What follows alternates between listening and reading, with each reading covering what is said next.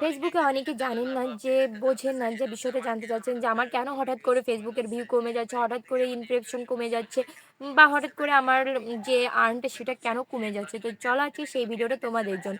তো আসলে এগুলো কিছুই কমছে না। আসলে এগুলো যেখানে দেখা যাচ্ছে এখানে হচ্ছে 90 দিনেরটা এবং 7 দিনেরটা এভাবে তোমার মানে পরপর চলে আসবে যে তোমার আর্নটা মানে তুমি যেটা আর্নিং করছো, যেটা ইনকাম করছো সেটা কিন্তু থেকেই যাচ্ছে। যে ভিউটা সেটা কিন্তু তোমার হয়েই যাচ্ছে কিন্তু ওই ভিউটা এখানে দেখা যাচ্ছে না।